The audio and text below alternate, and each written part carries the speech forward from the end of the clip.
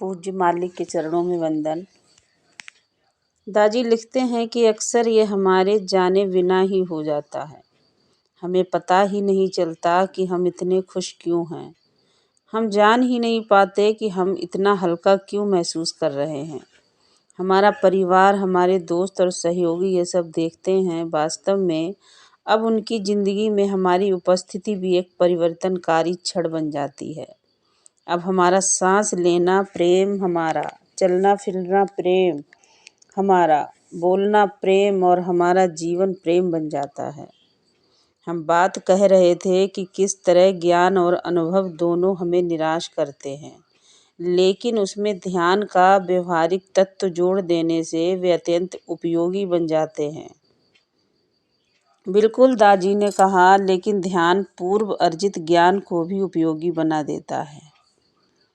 क्या इसीलिए ध्यान के द्वारा जो ज्ञान हमें मिलता है वो तात्कालिक ज्ञान होता है? मैंने पूछा। दादी ने कहा, बिल्कुल, लेकिन ध्यान पूर्व अर्जित ज्ञान को भी उपयोगी बना देता है। उदाहरण के तौर पर आध्यात्मिक साहित्य को पढ़ते हुए हमें अब पता चलता है कि ये तो हमारे ही अनुभव से मेल खाता है। यह हमारे अनुभवों का भी स्पष्टीकरण कर देता है और फिर ये हमें समझ के उच्च स्तरों पर खींच लाता है। अभ्यास करते हुए अपने अनुभवों से भी सीखते हैं।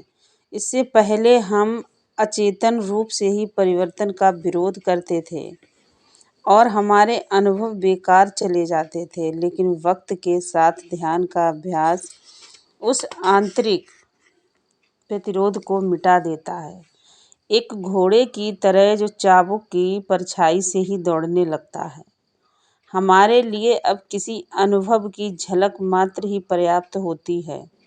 आंतरिक परिवर्तन को सुलगाने के लिए ये काफ़ी है। हम बाहरी अंतरिक्ष में स्थित उस वस्तु की तरह हो जाते हैं जो सिर्फ एक थपकी से ही चलना जारी रखती है।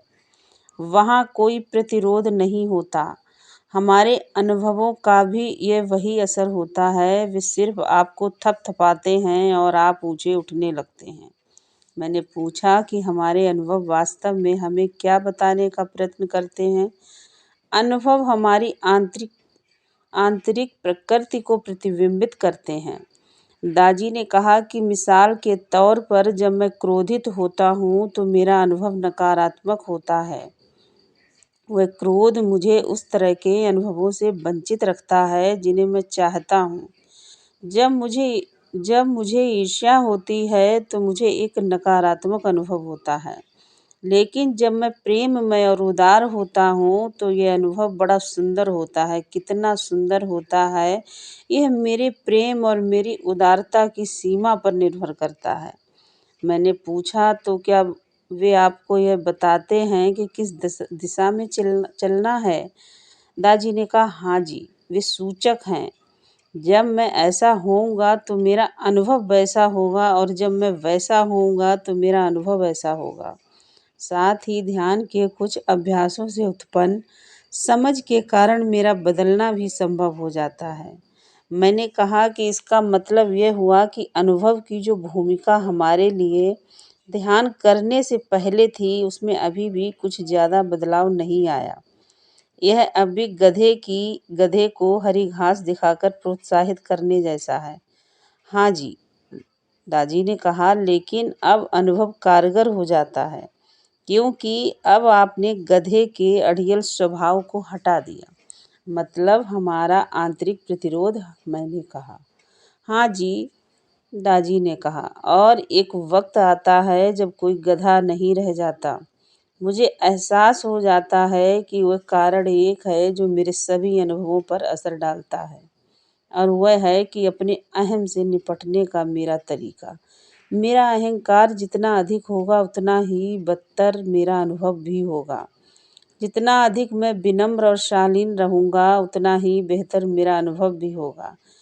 यह एक सरल सूत्र है और एक दिन मेरे दिमाग में एक बल्ब जल उठता है। क्यों ना मैं ज़ीरो ही हो जाऊं और क्यों ना मैं कुछ नहीं हो जाऊं, और ध्यान इसको भी आसान बना देता है। मैंने कहा। दादी ने कहा, हाँ, केवल एक ही परिवर्तन से अब मेरा सरोकार रह जाता है उसमें कि मुझमें मैं ज़्यादा हुआ या कम। इसका उल्टा हम ये भी पूछ सकते हैं कि ईश्वरीय उपस्थिति ज़्यादा हुई या कम। जितना अधिक मैं वहाँ होता हूँ उतना ही कम वह वहाँ होता है, जितना कम मैं वहाँ होता हूँ उतनी ही अधिक उसकी उपस्थिति प्रकट होती है।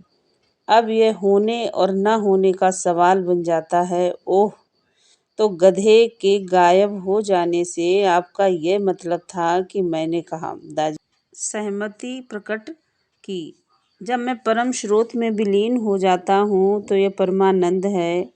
वह बोलते रहे बल्कि मैं ही आनंद बन जाता हूँ। और जब मैं ही आनंद बन गया तो फिर इसका अनुभव कैसे करूँगा। यह बारिश की उस बूंद के समान है जो सागर में गिर जाती है। अब वह बूंद नहीं रही, वह सागर बन गई है। यही वजह है कि रहस्यवादी परंपराएं अंत में खामोश हो जाती हैं। वे अंतिम अवस्था को अभिव्यक्त नहीं कर पाती जो इतनी उन्नतपूर्ण और संतुलित होती हैं। धन्यवाद।